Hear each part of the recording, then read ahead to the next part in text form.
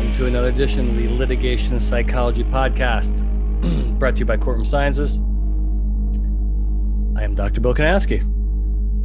Another solo podcast today, and I got an interesting viewer mail question here from a defense attorney. Said, I read your article on amygdala hijack. How can, and we all know amygdala hijack, in other words, witnesses going into fight or flight response patterns because they've been threatened by plaintiff's counsel. Then your witness loses their mind. Okay. The brain starts massively secreting cortisol, which goes down to the adrenal glands on top of your kidneys, adrenal glands on top of your kidneys release adrenaline. And then your witness is either going to fight or run, and they're going to do it with their mouth and say stupid, crazy things that's going to hurt your case. So the neuropsychology term for that's amygdala hijack. We want to avoid that. Yes. So his question is, how can I induce amygdala hijack in the plaintiff or the plaintiff's expert? Ooh. Whoa. Wow. That's a ballsy question. So if you're defense counsel, right? Because obviously your key fact witnesses, maybe your safety director, your corporate rep for sure, they're going to come under attack during deposition testimony. But can you do it to the other side? And the answer is yes, you can. But it's going to be a controversial podcast. Should you, I guess, is the question. I mean, obviously, if you're deposing a very sympathetic plaintiff, that may not be such a good idea. It's not going to be a good idea at all. It's going to backfire. It's going to blow up in your face. And you're going to look like a jerk. And it's just, it's not going to help your case. However, there are some plaintiffs that fully deserve this, and maybe an expert witness or two that the plaintiff has hired for them to go into amygdala hijack would certainly help your case. For the plaintiff to go into amygdala hijack, the unsympathetic plaintiff, would certainly help your case as defense counsel. So how do you do that? Well, there's a couple of different ways that you can do this, and I'm going to cover those with you today. Number one, and this is and again, this kind of works both ways, is starting the deposition. Let's just take a step back. Your brain is wired, okay, to deal with threats and surprises by activating that amygdala to protect itself. So that's what we're trying to accomplish here. So how do we accomplish that? If you, defense counsel, are taking a deposition of someone that you want to put into amygdala hijack, number one is start the deposition in a surprise fashion. Okay. Do not, and trust me, I train my witnesses to expect all kinds of different curveballs in the first inning, not the fifth inning or the sixth inning. Sometimes those curveballs come in the first inning, right? Or the other things, the other team is going to throw deep on their first possession. You got to be ready for that stuff. A few witnesses are ready for that. And so to start the deposition in a surprise spot, meaning do not start the deposition, particularly like that first 30 to 45 minutes, with simple, non-threatening background questions, because that's exactly what the witness has been prepared for. Okay. They have sat down with plaintiff's counsel, and they have probably been told, just like you tell your witnesses, which is wrong, is, hey, most steps start like this. They're going to go through your background, your work history, stuff like that. Do not start there. Get a sensitive issue, a sensitive part of the case, and you put that right up front. And you hammer away in a respectful way, by the way. I'm not saying be disrespectful. I'm saying be aggressive. Those aggressive questions that you planned on asking in hour 2 or 3 or 4, move that right to the front. And this is the equivalent. You watch these sports games, right? You watch these, whether it be football or basketball, and you'll hear the announcer say, "Wow, this other team came out early and punched the other team right in the mouth, and they didn't recover very well. They weren't expecting that." That's what we're talking about here.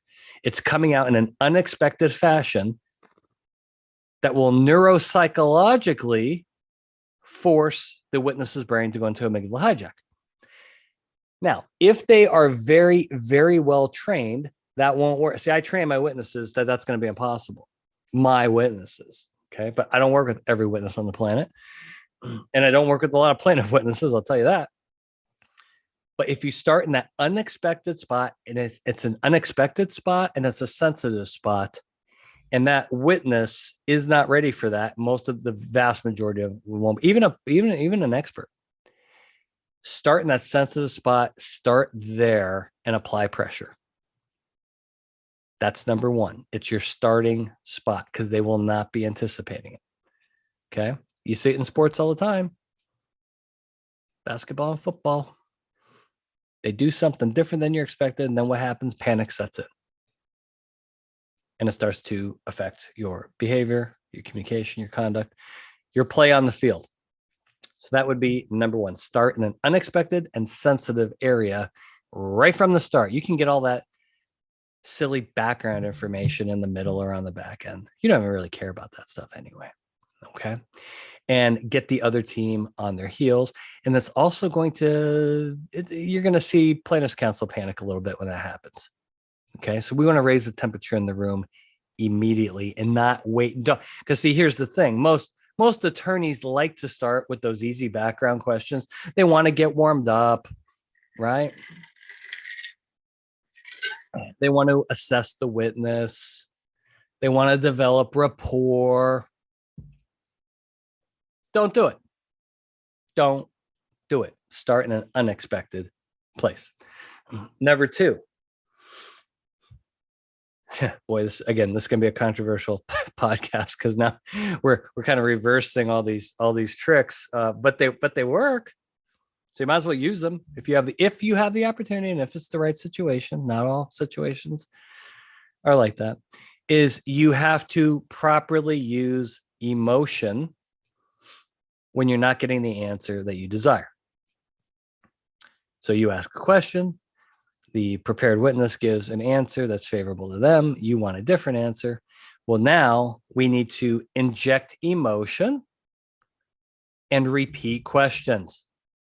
Classic maneuver from the plaintiff's bar. Well, let's take a tool out of their toolbox and let's use it on them sometimes. Okay. Ejecting. What do I mean by emotion? Well, I'm not a big fan of the table pounders. Okay. I don't think it's necessary to scream or pound the table and behave like that. I'm not saying that, but you can inject things like frustration, irritability, confusion into the equation. And you're going to do that with the tone of your voice. You're going to do that with your facial expression. You may insert the eye roll, the smirk. Love the smirk. And that sets the witness's brain off if they're untrained. See, my witnesses are trained for this. It's not going to work on my witnesses. But again, I don't work with all witnesses. So this will work a high probability of the time. So when you get that answer that they've given you and you put in these verbal and nonverbal emotional factors, most witness brains will then go into amygdala hijack because they're not going to feel very good about what you're doing. They will then feel threatened. The smirk is a threat. The huffing and puffing is a threat. The eye roll is a threat. Your tone, I'm not saying yell, but increasing your volume like I am. Okay. Applying that emotional pressure. They give you the answer and then you respond with, Okay, now hold on. let me get this straight because I just want to make sure we're on the same page. Here's my question. This is your answer? Seriously, I just want to make sure for the record because the jury's going to hear this. Just want to make sure we're on the same page. And you throw one of those in there, and then you put, now you can't see me because I'm not on video right now because I have a cold and I look terrible, and that's why I'm not on video. That witness is going to see that, and 99 out of 100, their witness brain is going to say, "Oh shit, oh boy, I better come up with something because this is not going well. I better say something different. I better add to my answer." Sometimes they even change their answer, right?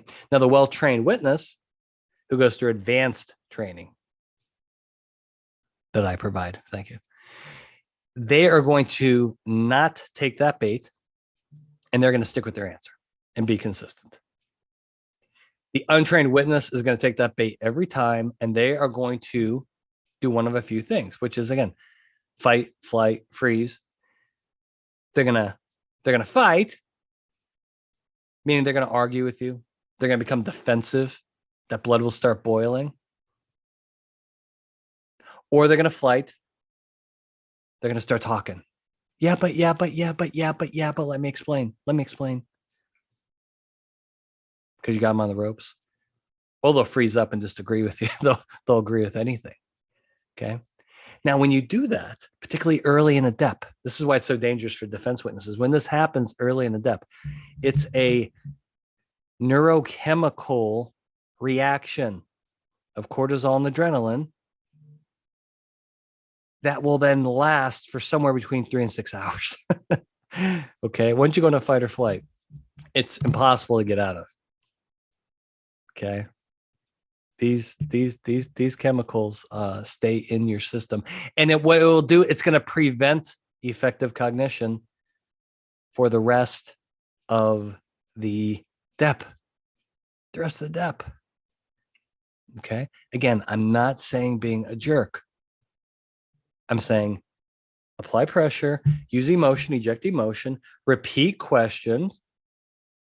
And again, you may come across as frustrated.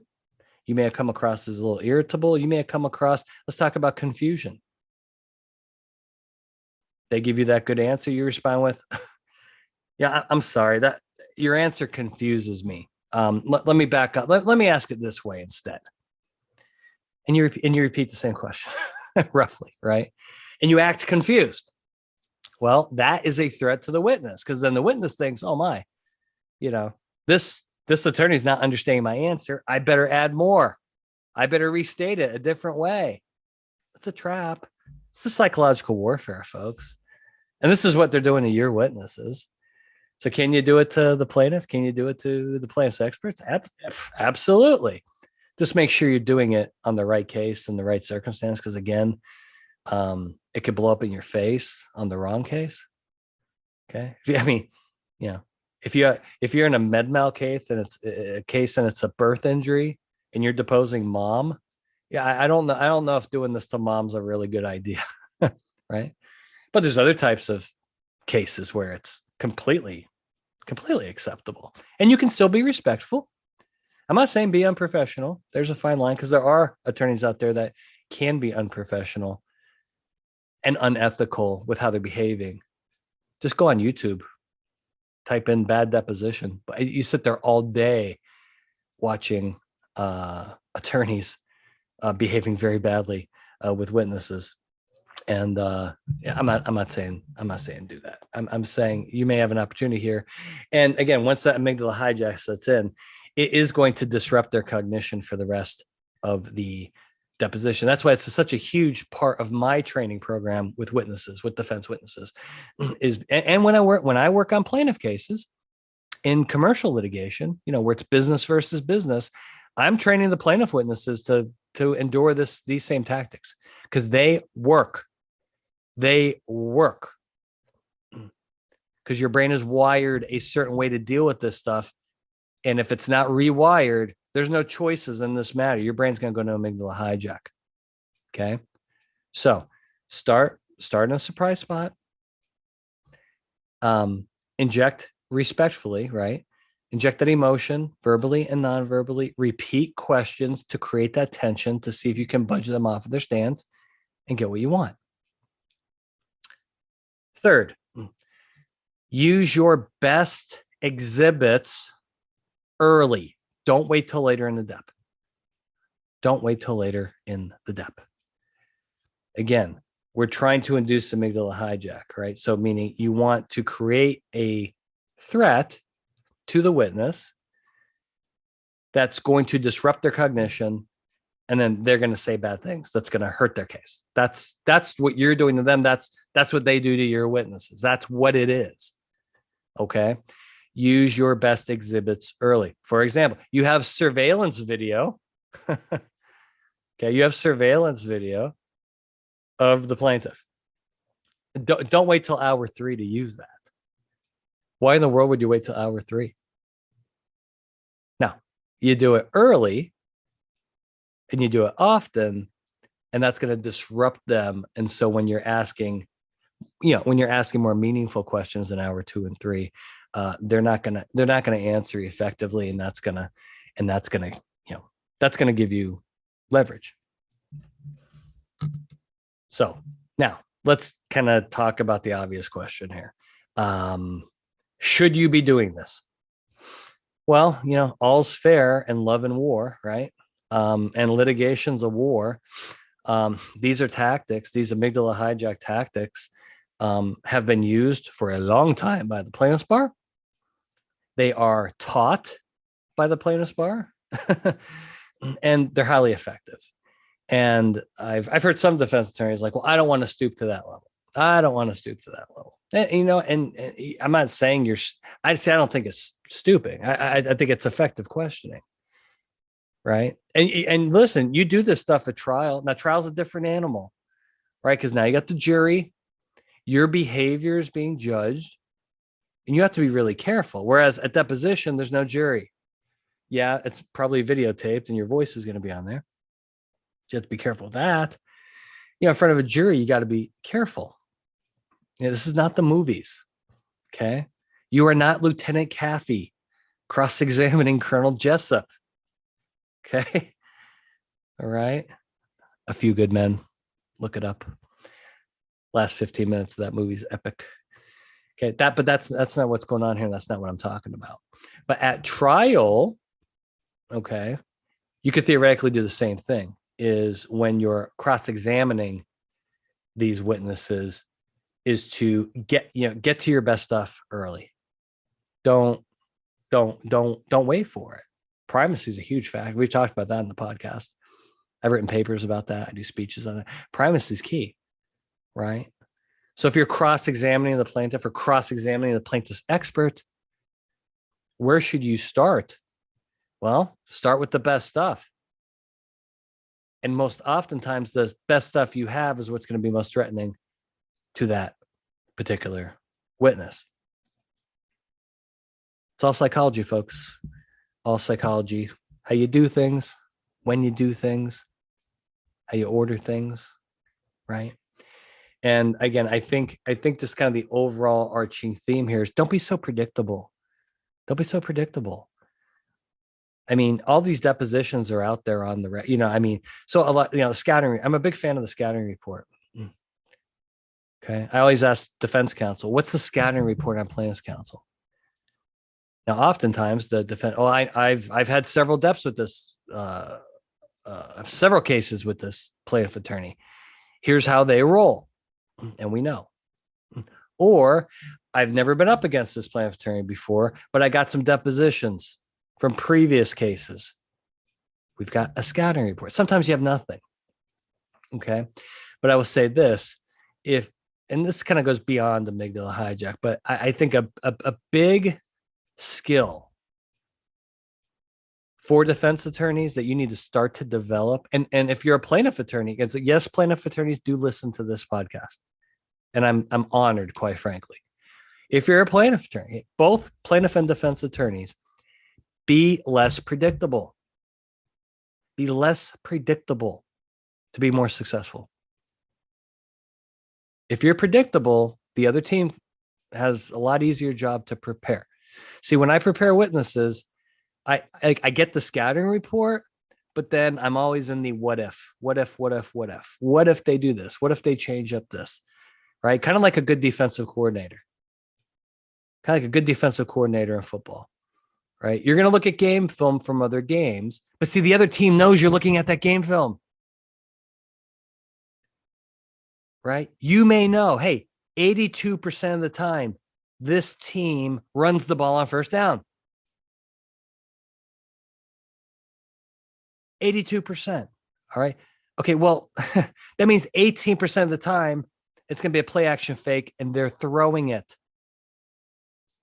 You've got to be ready for both. You've got to be ready for both. Be less predictable.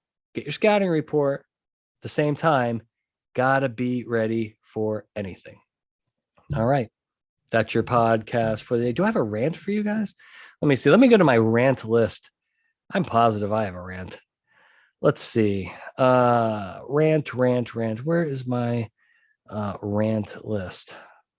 Do I not have a rant today? No, I am positive I have a rant. Yes, here's my rant. Here's my rant for the day. Okay. If you wear a t-shirt, okay, this makes me crazy. I almost want to talk to these people when I see them. Okay. If you wear a t-shirt and that across the t-shirt is the name of the state, not university, that's different. You know, you're here in Florida and you wear a FSU t-shirt or a Florida UF t-shirt or a University of Miami t-shirt, UCF t-shirt, that's fine. But when you wear like a souvenir t-shirt that says Florida across it, and you live in Florida, you've got issues. I'm like, what's wrong with you? It makes me crazy. Imagine getting that as a holiday gift, right? You live in Florida and you get a gift from like your neighbor or your family member, and it's a shirt that says Florida, like a sunshine up in the top or something, right? The hell's wrong with you? It's terrible. Now you get the Florida State shirt. That's one thing. You can, yeah, people in Florida walk around. Hey, that's great. You live in North Carolina? Go Heels. But if you live in North Carolina and then you wear a shirt that says just North Carolina across it, like the state, not a university, God, it's kind of weird. It's kind of weird. Now, here's the exception. You live in Illinois and you go and you visit Florida and you want to buy your stupid Florida shirt to go wear when you're in Chicago, go ahead. If you're in Chicago wearing a shirt that says Florida, people are like, hey, you went to Florida. How was it? Where did you go? It's a great conversation starter, people. But if you live in Florida and you're wearing a shirt that says Florida, everybody's going to look at you funny, like, what the hell's wrong with you? Okay. I'm just trying to make your life less awkward, folks. That's my rant for the day. Yeah, that is my rant for today. And this is the Litigation Psychology Podcast. We'll see you next time. That's it.